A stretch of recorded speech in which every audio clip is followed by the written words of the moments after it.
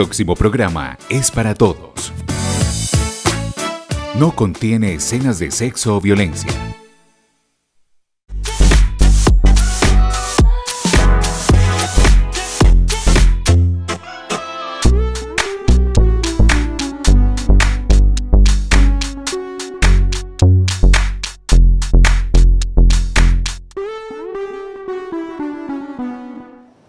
Televidentes, bienvenidos a Especiales AUPAN. El espacio de hoy va dedicado a aquellas personas que de una u otra forma hicieron parte de la Tuna Andina, proyecto musical que se abría camino en una época donde no existía la tecnología.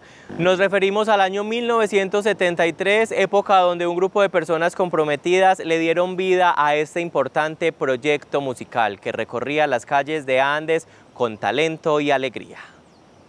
Espina estampa, mirada fiera, tiene los cuernos punta de lanza. Cuando en los tiempos de la violencia se lo llevaron los guerrilleros.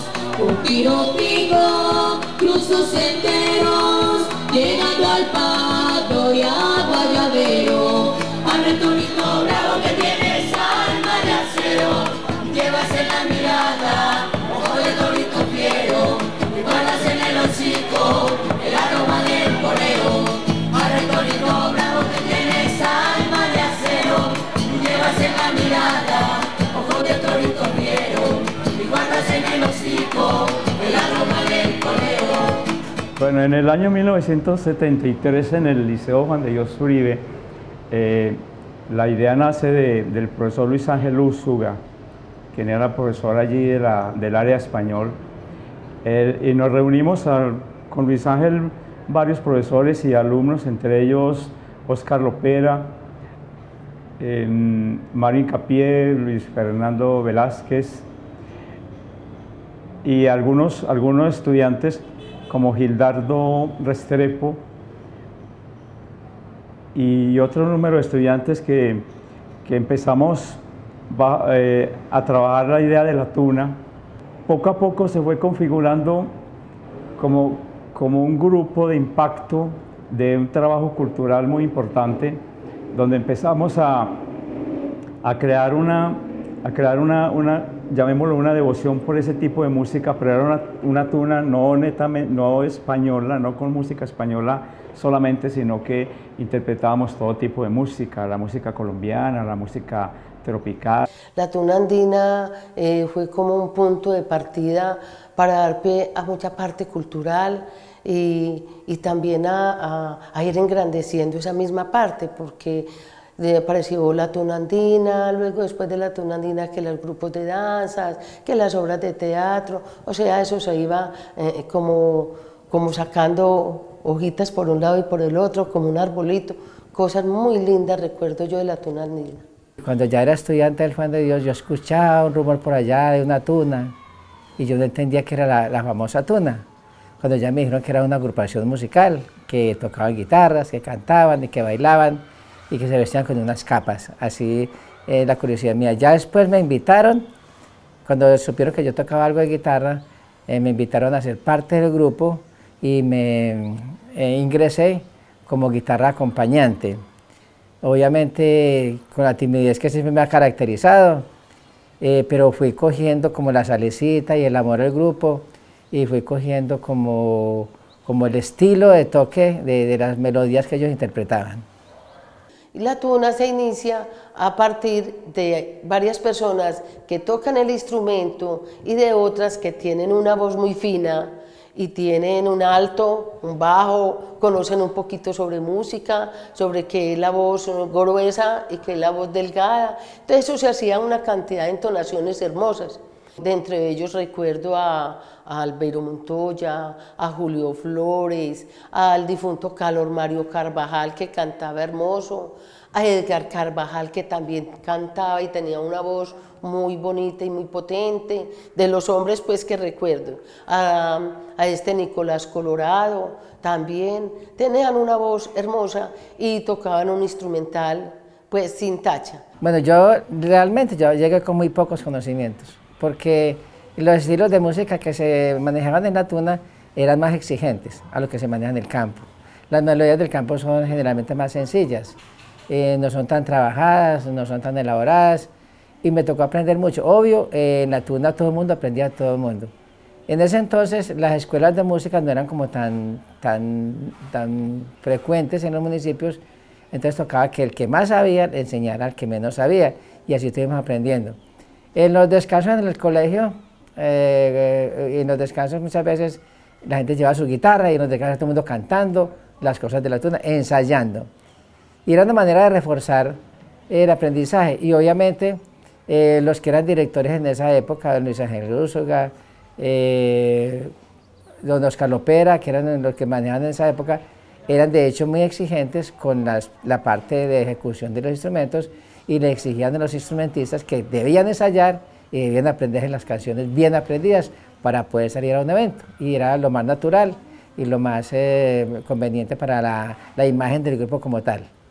Había que tener obviamente el talento del canto, pero llegaba quien quería a presentar su voz, pero había una cuestión muy particular que surtía la tuna, eran los festivales de la canción. En la década del 70 era muy común los festivales de la canción, y yo recuerdo en los primer festival donde participó Clara Correa, esta niña Rosy Baraque, y yo, Sara Quintero, Ángela Vélez, y una niña Norma. Entonces, generalmente en los festivales, los buenos cantantes del festival los invitábamos a que hicieran parte de la tuna. Fue un privilegio común, y es que por más que te quise, nunca sabré cómo hice para merecérmelo. Hoy al fin de una apagada, tu amor ya no es nada. ¿Qué le voy a hacer? Sobreviviré, claro que sí, aunque reviente contigo o sin ti. Cuando yo ingresé al colegio a hacer el bachillerato, pasó Albeiro Montoya, el profesor, haciendo, pues, preguntando quién quería pertenecer a la tuna, si de pronto pues tenía talento. Yo salí, le dije que yo. En el corredor del colegio me hizo como la audición. Fue muy charro porque lo hice con una canción.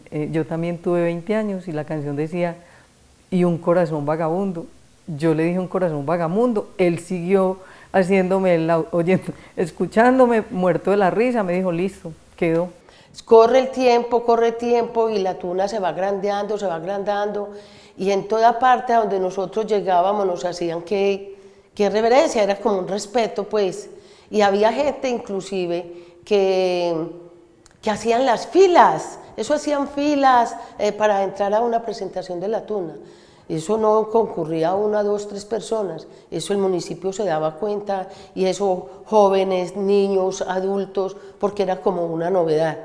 Pero la tuna en ese momento era como lo más representativo de Nández en el campo musical, porque aparte de ser un grupo tan grande, tan colorido, tan vistoso, tan animado, tan alegre, era como marcando un punto de partida para una época en la cual la música en Nández estaba como floreciendo. Aquí siempre existieron algunos músicos, yo recuerdo a Tino y Terremoto. También existían en esa época los hermanos Quirós, que eran don Rafael Quirós, Rodrigo Quirós y don Alberto Quirós, que tenían su estilo muy colombiano, muy tipo bolero, pero la tuna realmente innovó en el estilo musical a nivel de Andes, y digamos que a nivel de suroeste. Hay una cosa muy particular, y es que la tuna se fue configurando como grupos de familia.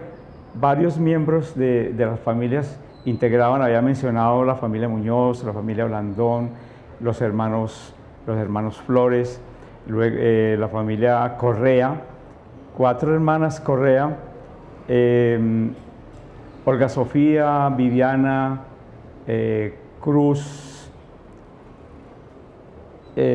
recuerdo esas tres fueron integrantes de la Tuna.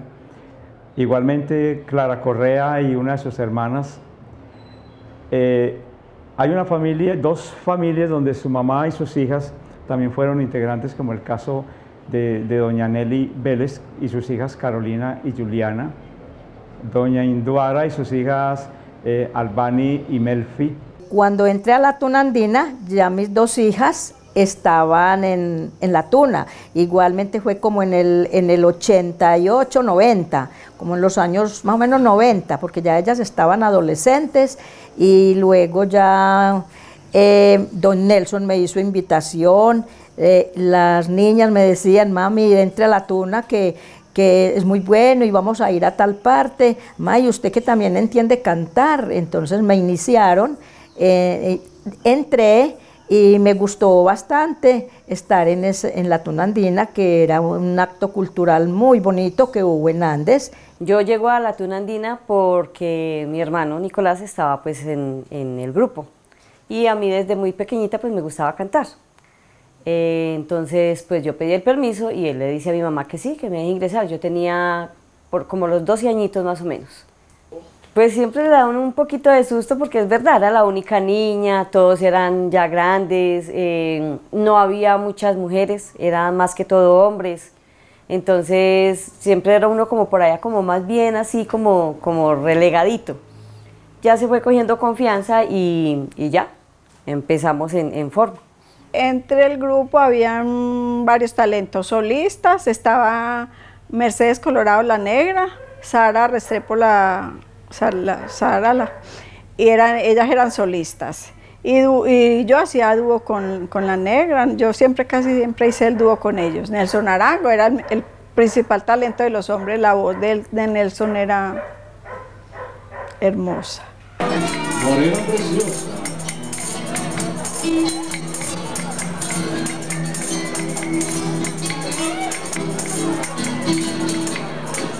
Siempre ha sido el sombrero cordobés, por su gracia y su majestad el soberano, pues toreros, flamencos y calés lo lucieron con el aire más gitano, lagartijo, frachuelo, machaquito y espartero, con orgullo lo llevaron este clásico sombrero. El sombrero de aracha con que adorno mi cabeza, yo lo llevo y con el muy orgulloso pregonando su majestad. Y no hay otro más castizo y español ni que iguale su belleza, porque los rayos del sol bautizan su majestad. ¡Y que vivan los andinos! Yo cuando entré, pues los primeros días era ensayo, hasta que un día ya pues dijeron ya los nuevos podemos salir a hacer su presentación. Mi primera presentación fue en el colegio, la segunda nunca se me olvida, fue en la cárcel, en un mes que celebran el día del recluso, y ya pues empecé, como la primera vez uno es como asustado de que pronto vaya a hacer quedar mal como al grupo, pero me pegaba mucho de Ángela Vélez, Sara Quintero, pues que para mí eran unas voces muy bonitas y ellas eran personas muy especiales que no eran egoístas, siempre estaban como dispuestas para ayudarle a uno y enseñarle. Aprendí muchísimo de Ángela. La segunda voz creo que se la aprendí a ella. Sin darnos casi cuenta, perdimos nuestro amor y hoy estoy tan sola,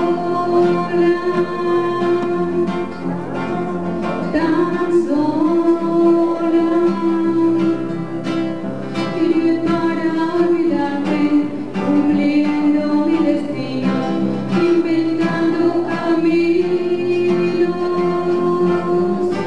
que ignoren mi dolor.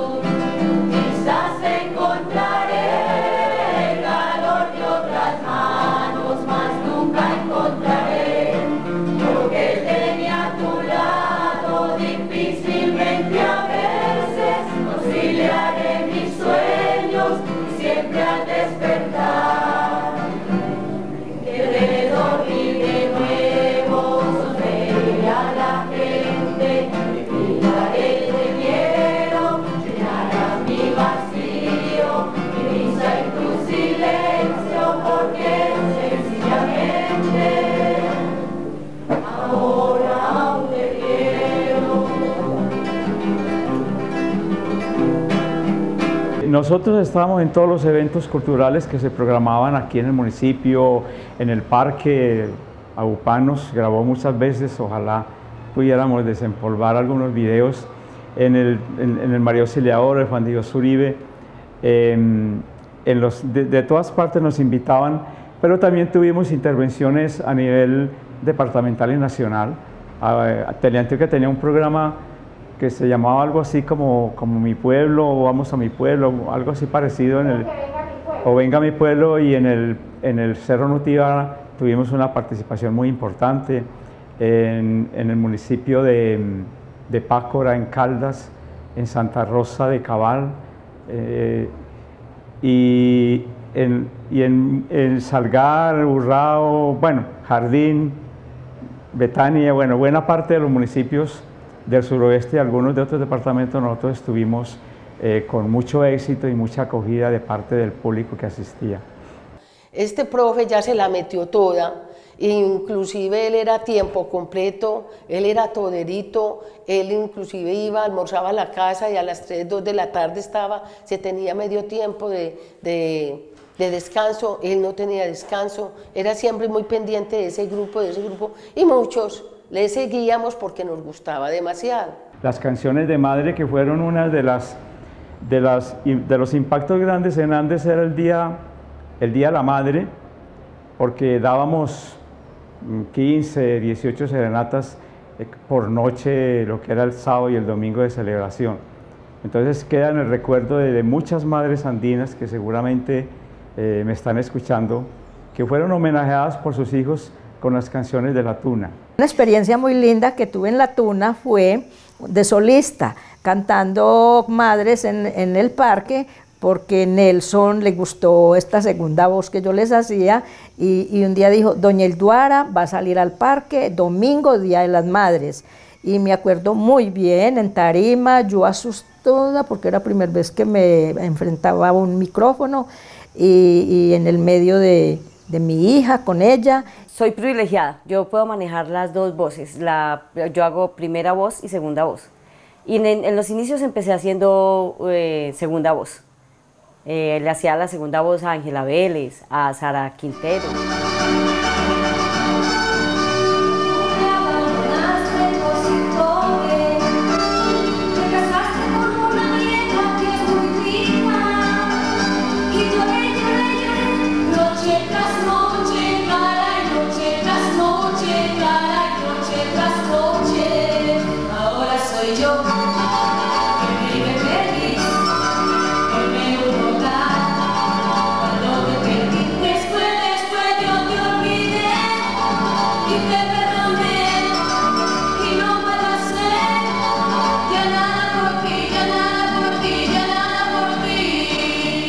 Desde un principio Nelson Arango vio que yo tenía buen potencial para cantar, y como te digo, yo ya había participado en varios festivales de canción, y pues gracias a Dios siempre me iba bien, siempre me llegaba al primero o al segundo lugar. Bueno, no, para mí La Tuna fue una experiencia muy bonita, porque a pesar de que siempre yo con ese sentido y ese gusto y por la sangre correr la música, y cuando me dieron la oportunidad que Nelson me dijo, y el compañero Albeiro, Iván, los muchachos, Melfi, entre, que ahí aprende, ahí le vamos enseñando. Yo no sabía nada ni de guitarra ni cantar, y ahí ellos me ayudaron mucho. Yo ahí toqué la guitarra, toqué en las poquitas presentaciones que tuvo, toqué la tambora, y también pues ahí me iba pegando a cantar, porque esa es la verdad, ahí nos íbamos pegando y escuchando a las otras muchachas pues que eran las de la gran voz, las del cuento pues en forma, y bueno, todo eso me sirvió mucho para ir despertando el oído también, y saber que realmente la música sí era lo mío. Clavelitos clavelito, clavelito de mi corazón, yo te traigo clavelitos colorados igual que un fresón. Si algún día clavelitos no lograra poderte traer, no creas que ya no te quiero, fue que no te los pude coger. La tuna ya tenía su renombre a nivel de Andes y a nivel de muchas poblaciones cercanas, porque de hecho había muy buenas voces en la parte de interpretación y había... Una voz buena que había era la de Clara Correa. Clara Correa, que es hermana de Gillo, que fue rectora de Marco Fidel, era una de las grandes voces. Mercedes Colorado era una de las buenas voces. Ángela Vélez, que es de aquí de antes, una buena voz. Nelly Osorio, hermana de Wilson Osorio de Jardín, fue una de las voces principales de la tuna.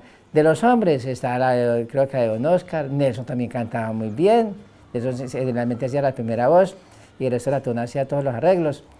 Y así por el estilo fueron apareciendo muy buenas voces durante el trayecto de la tuna y igual se iban reemplazando también. Una de las canciones que yo recuerdo mucho de Fonseca: las calles están mojadas, pues parece que llovió, sola se encuentra una niña, una mujer que lloró. Triste y sola, sola se queda Fonseca, triste y llorosa, queda la universidad y los libros empeñados en el monte del... Ay, me olvidó. Yo tocaba la pandereta, las maracas, en parte de pronto la guitarra, no mucho, que era donde yo cedía el turno,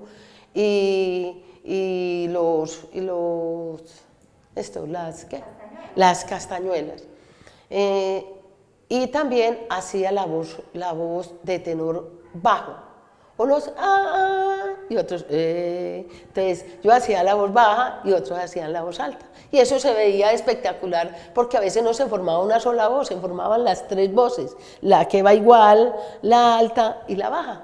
O sea, eso se veía muy lindo, se escuchaba muy bonito, y esas serenatas salían por las ventanas, gente que hacía corrillo, nos abrían la puerta, nos daban el tintico. Allí no se mencionaba gente que decía, y es que esa se emborrachó en la presentación. Nunca. Es que esa llegó, mejor dicho, haciendo lo más de feo y no dejó cantar. Nunca. Estábamos en lo que estábamos.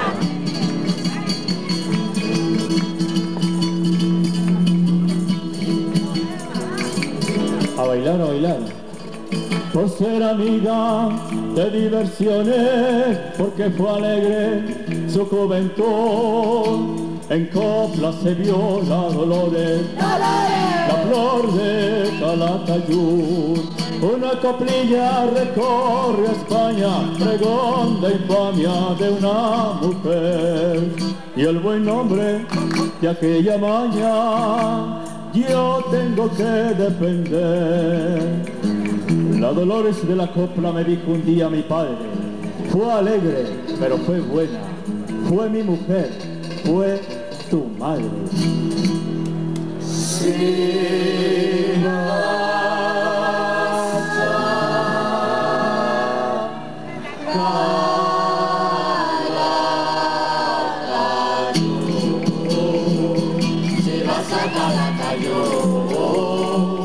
Pregunta por la Dolores, una copla la mató de vergüenza sin sabores. Ese te lo digo ya.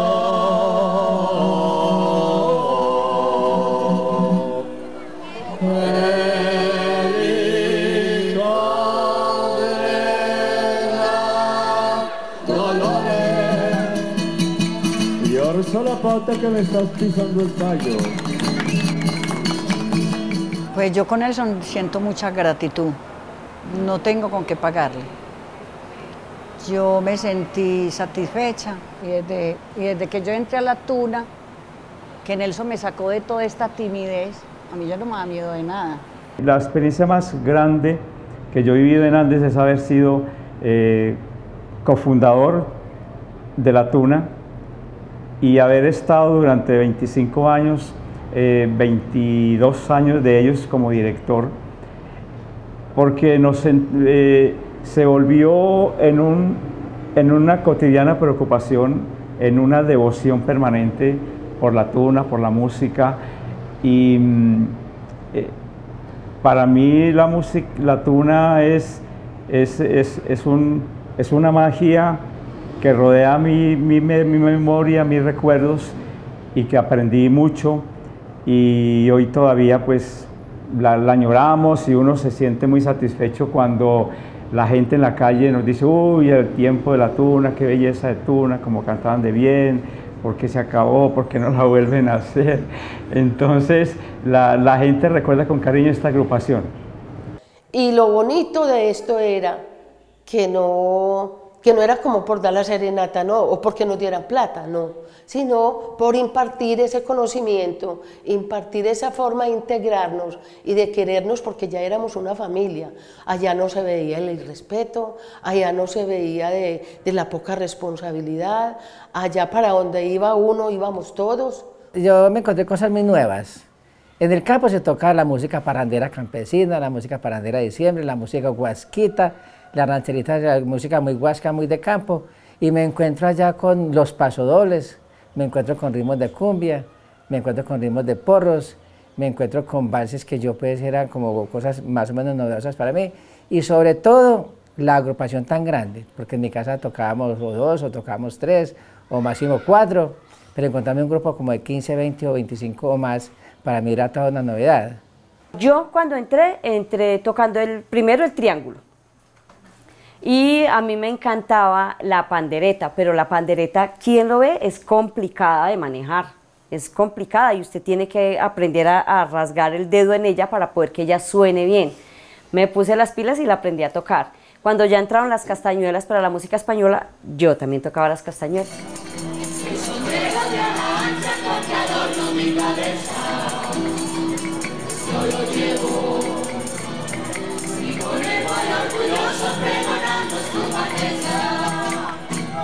Y no hay otro más castizo y español, ni que iguale su belleza, porque los rayos del sol bautizaron su majestad.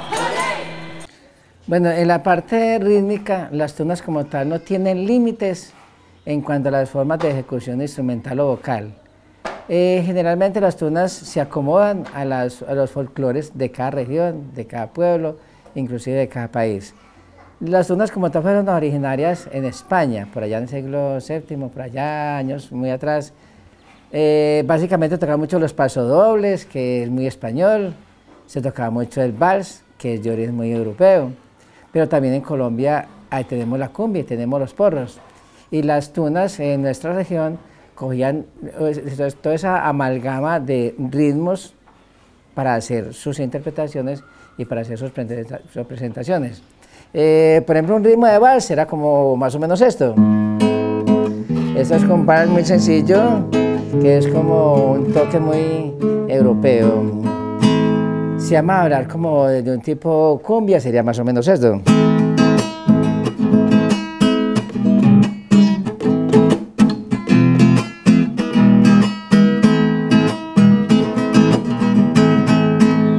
Y si vamos a hablar de un ritmo como muy español, ya sería como un tipo, un paso doble, que es como de los ritmos más característicos que utilizan las tunas para hacer sus ejecuciones. Sería más o menos esto.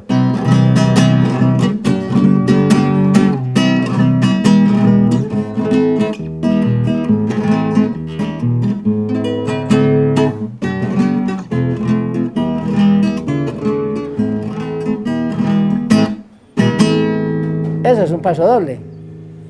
Ya el paso doble le podía meter un sonajero, tipo pandereta de sacudimiento, ¿Qué es esto? ¿Cierto? Un sonajero, pandereta, o podían incluir una pandereta de parche, que es esta, que es eso.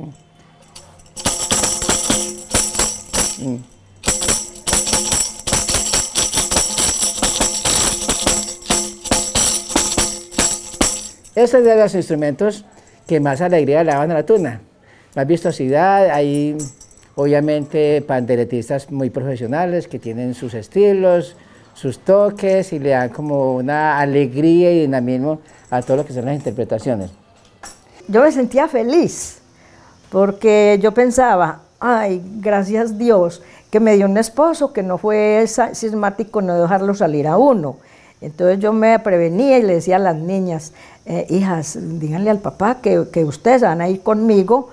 A mí me tocó en Liborina, ir a Liborina, que se van a ir conmigo y con don Nelson quiere que vaya, y éramos muchas, éramos como 20, éramos muchos en la tuna, más que todo mujeres.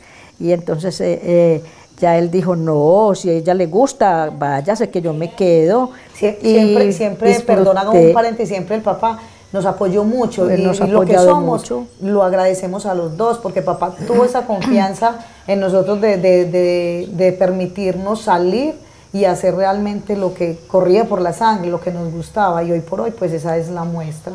No, pues eso era súper chévere, porque eso se hace cuando comenzaban a rasgar la guitarra, pues que al principio era solo musical.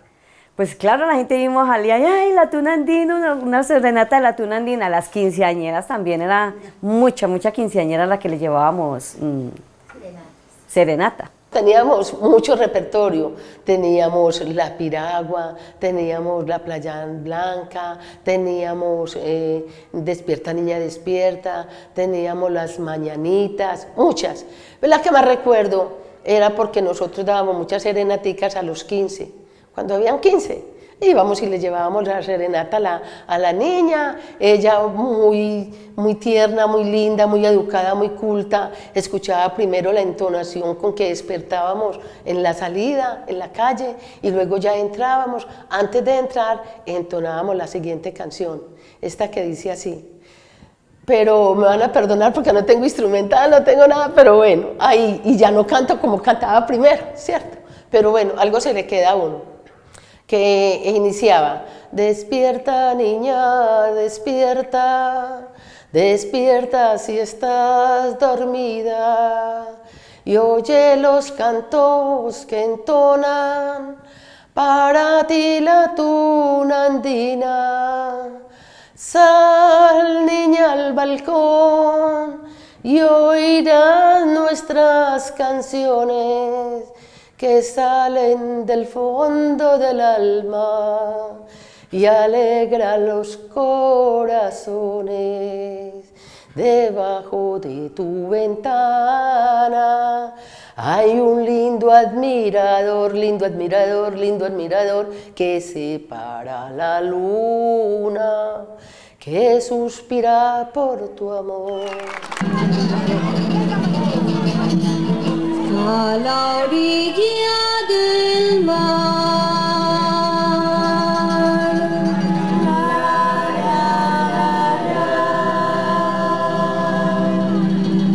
del mar Caribe,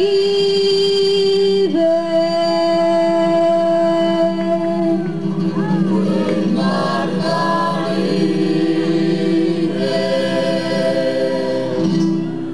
Ahí está Cartagena, la heroica.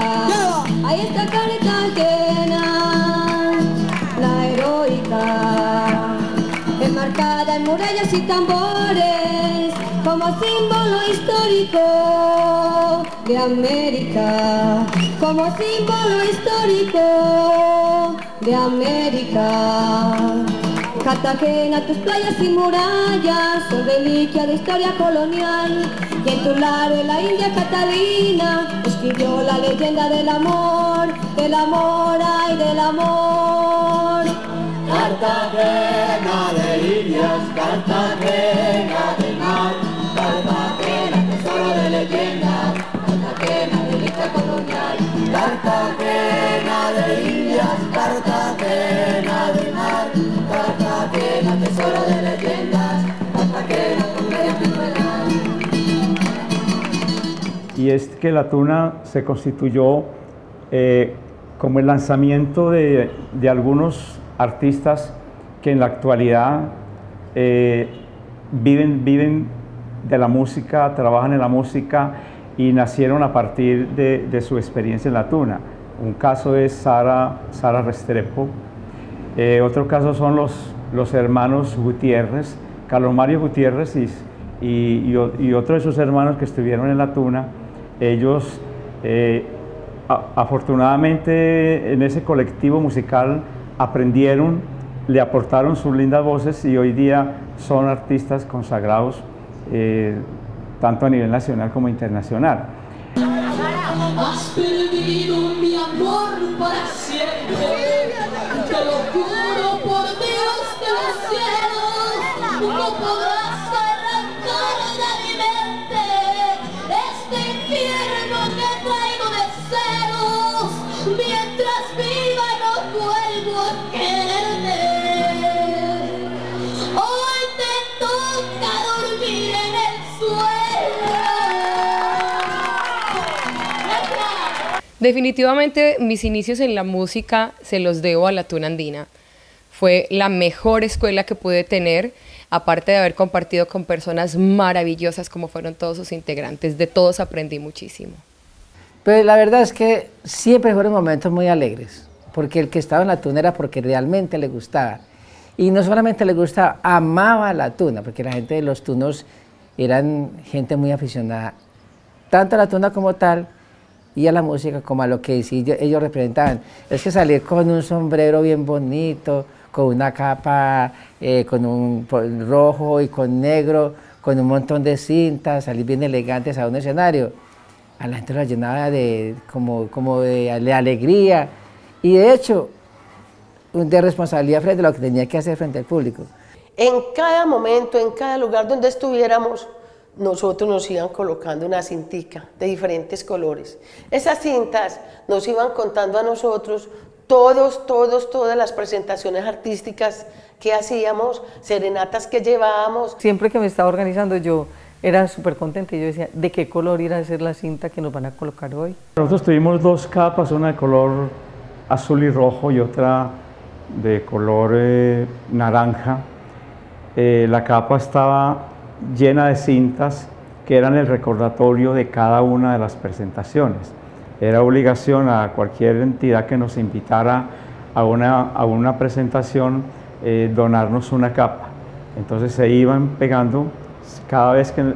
Por eso las capas en un momento dado tenían muchas cintas y los más antiguos pues teníamos, ya no había espacio para poner más porque era el trofeo, era el premio, era el estímulo que recibíamos los tunos cuando nos presentábamos.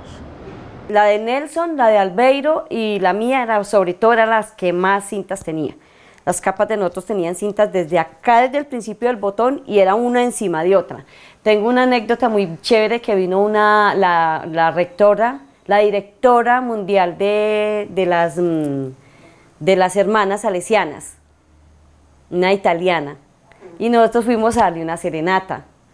Y cuando ella me vio la capa, ella se me vino y ella me la tocaba y me decía, ¡qué belleza! ¡Qué belleza! Y ella matada con mi capa, o sea, es bonito, es chévere que te digan que tienes una capa tan bonita, tan bien organizada. En lo de la tuna sí aproveché demasiado porque a mí me encantaba pasear, o sea, me encantaba salir, estar en la tuna, ir a los ensayos, ponerme la capa, ver las cintas tan lindas.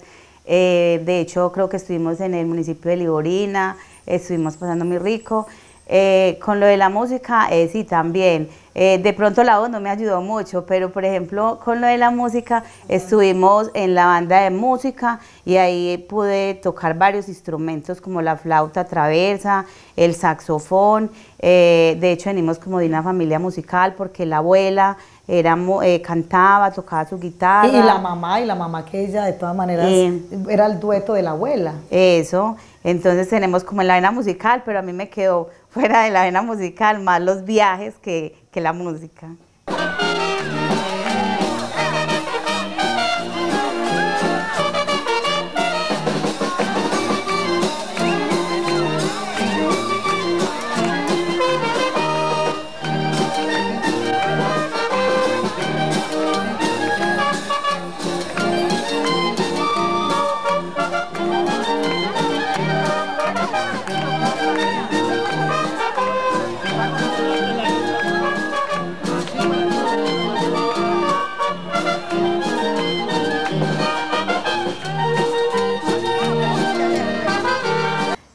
Estando en la Tuna también estaba lo de la escuela de música, que también fue muy importante para mí, porque ahí fue donde yo ya inicié la parte, ya como en escritura, en lectura de la música, ya aprendiendo la nota.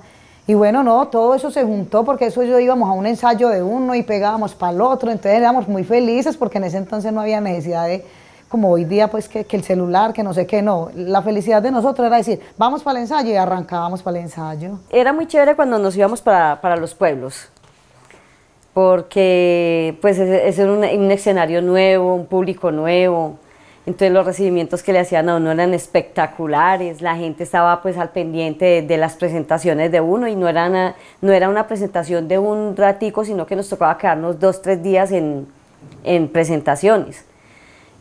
Conocí mucho con la Tuna Andina, demasiado, mucha gente, muchos pueblos, muchos lugares bonitos. Un encuentro muy importante en la trayectoria nuestra fue en la ciudad de Pereira, cuando tuvimos la posibilidad de presentarnos al lado de una agrupación que en el país era de las mejores agrupaciones cómico-musicales del momento, que eran los hermanos Monroy. Los hermanos Monroy tenían un programa semanal en la televisión colombiana los domingos, y una agrupación de Santander espectacular en su música y en su humor, y ese fue pues uno de los honores grandes que tuvimos en la ciudad de Pereira. En la ciudad de Pácora hubo un encuentro donde le estaban haciendo una conmemoración a una tuna ya como de 25 años, y también estuvimos ahí. Compartimos un evento muy importante en la ciudad de Andes con el grupo de danza de Río Sucio, que estuvo en la entrega del Premio Nobel de García Márquez en 1982 en Estocolmo. Esa agrupación vino y se presentó para celebrar un cumpleaños nuestro aquí en María Auxiliadora. De manera que tuvimos posibilidad de codearnos con mucha gente, con muchas agrupaciones en muchas partes. Hubo muchos momentos, y aquí a nivel del municipio, en los templos, en actividades religiosas, en los parques de aquí de Andes, no hubo parque en el suroeste donde la tuna no estuviera. Entonces eso, de alguna manera, le dio como ese caché, ese renombre, y obviamente lo hacíamos, usted sabe, Irene, por amor al arte, porque eso no se cobraba plata. Nadie estaba por un sueldo. Inclusive cuando hacíamos las serenatas, que se hacían jornadas de serenata, se programan serenatas, era toda una noche caminándonos el pueblo, bajo la lluvia. Nos pasaban cosas muy curiosas, pero eso es lo que denotaba el amor que la gente tenía a la tuna. Y donde había una actuación de la tuna, no, pues un parque era con mucha gente, un escenario con mucha gente. En Salgar nos veían pasar por las calles, ¿y estos de dónde aparecieron? Y allá llegaban al auditorio a ver qué era lo que íbamos a hacer. Y la gente matada, porque era como muy llamativo. Se configuró un honor ser de la tuna, entonces la gente buscaba pues mantenerse ahí en el grupo. La disciplina era excelente, las presentaciones eran alegres. Yo recuerdo las capas en su movimiento en las canciones, el baile, la alegría, y entonces eso calaba mucho entre la gente, y los tunos tenían un compromiso muy serio, y era quedar muy bien y conservar el prestigio que a través de los tiempos se había ido configurando. Y éramos cumplidos con los ensayos, tocara el lunes festivo, fuera viernes por la noche, fuera sábado por la mañana y por la tarde, fuera un domingo a las 3 de la tarde, la gente estaba ahí porque sabía que tenía un compromiso para unas presentaciones pendientes. Era una alegría, era un goce estar en la tuna. Anteriormente éramos demasiado comprometidos. Don Nelson nos decía, hay ensayo a tal hora. Y nosotros, pues lo que éramos nosotros, antes de que nos dijeran que era a las 7, nosotros ya desde las 6 estábamos por allá revolando. Bueno, nos gustaba ser muy cumplidos y además nos gustaba mucho. Y eso que no nos creíamos ni cantantes ni de nada, pero igual, donde estuviera la música, ahí estábamos nosotras. De hecho, muchos perduramos muchos años en la tuna porque veíamos como esos espacios, unos momentos para mostrar lo que sabíamos hacer y hacer lo que nos gustaba hacer. Albeiro Montoya, por ejemplo, es un profesor que desde niño, desde que tenía 12, 13 años, ingresó a la Tuna y estuvo hasta el final de la agrupación. Como te digo, empezábamos a dar serenatas de madres más que todo. Un viernes a las 10 de la noche estábamos terminando a las 4 o 5 de la mañana. Sábado lo mismo y domingo lo mismo. Entonces eran 3 noches de trasnoche. Entonces era durito y complicado y terminaba uno con la garganta, pero...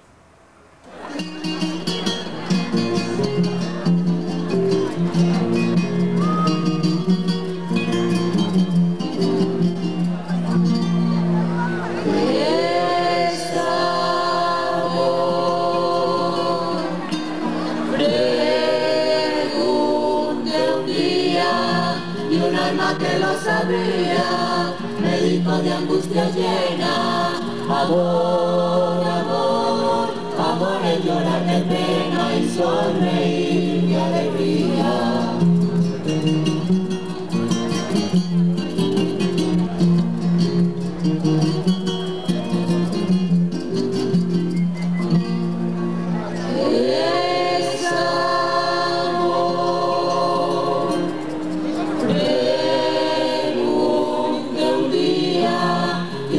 Que lo sabía, me dijo de angustia llena, amor, amor, amor es llorar de pena y sonreír de alegría. Es un placer que hay en ojos, ave de triste canción, sueño escondido entre abrojos, vuelo que entra por los ojos y llega hasta el corazón. Amor, amor, amor es llorar de pena y sonreír de alegría.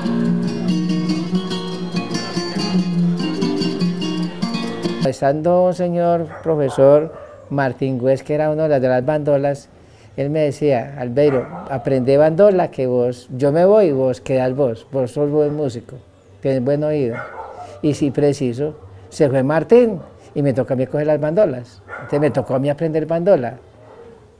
No obligado, porque a nadie obliga para estas cosas, pero sí me vi como la necesidad de aprender a tocar bandola y por muchos años yo fui el que ejecutaba la bandola en la Tuna y en el grupo de danzas, porque parte de los músicos de la Tuna era la chirimía para el grupo de danzas, que las danzas bailaban con un grupo musical en vivo. En estos equipos de trabajo se adquiere una gran formación en todos los aspectos, en saber servir, en colaborar, en ayudar, en mediar, en tener esa disponibilidad para hacer bien las cosas.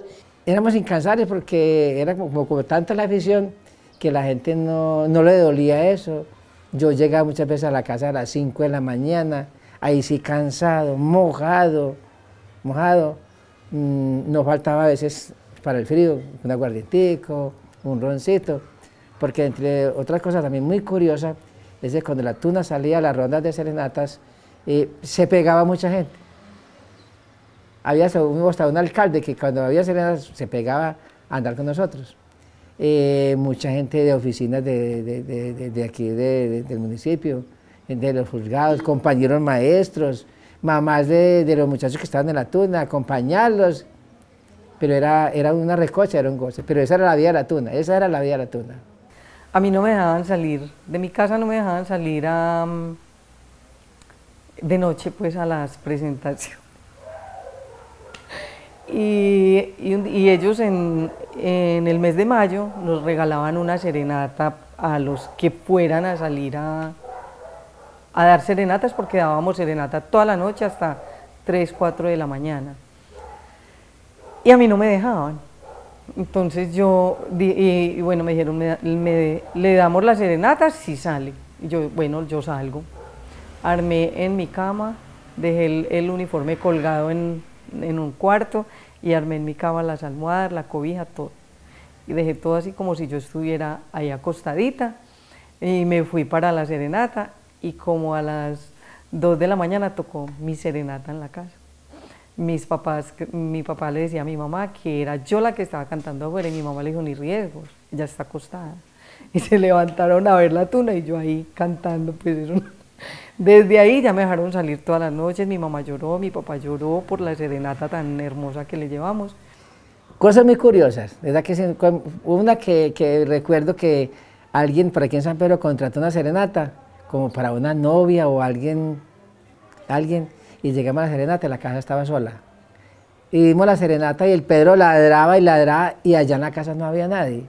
Después nos dijeron, ¿usted a quién le dieron serenata? Es que allá no había nadie. No, nos contrataron. Sí, pero no está viendo el perro. Pues cosas como esas. Alguna vez estábamos en Pueblo Rico cantando y había un escenario de madera, de tablas, y una compañera se le quedó su tacón en medio de 2 tablas. No podía hacer nada y ella nos miraba a todos y de un momento a otro hizo su fuerza, sacó de la pierna y se quedó el tacón en el piso. La vivencia del escenario era una intromisión en los límites de la felicidad, porque nos sentíamos transportados por la música, por el público, y era el ejercicio de la plena alegría que el artista al nivel de nosotros y a cualquier nivel siente en un escenario, porque es allí un hombre feliz, una mujer feliz. Es cierto que yo te quiero, que colmas mis deseos, que mi cariño es tuyo, mas no seré el juguete de tu vanidad. No estoy dispuesta a soportarlo más. ¿Me quieres o te vas?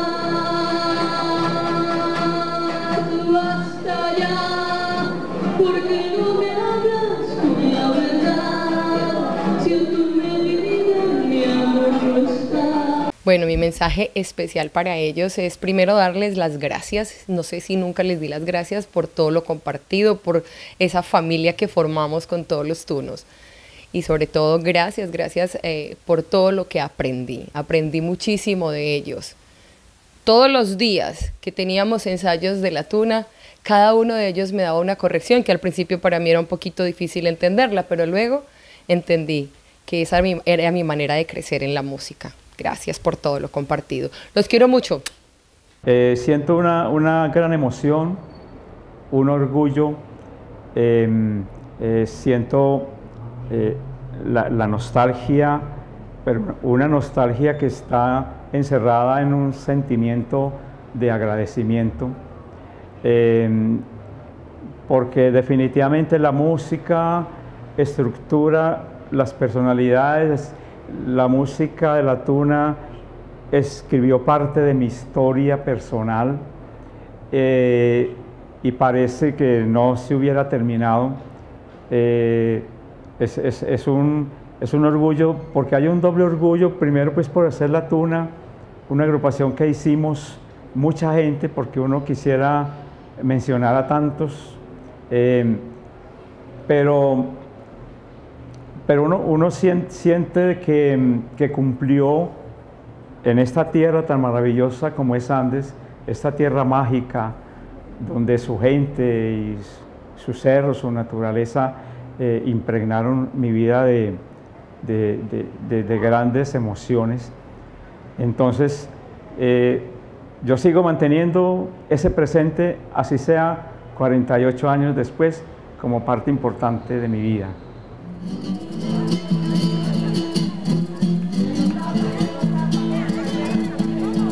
Canto ritmo a los hombres y les hablo con despacio, palabras de esperanza que llegan de sol y selva.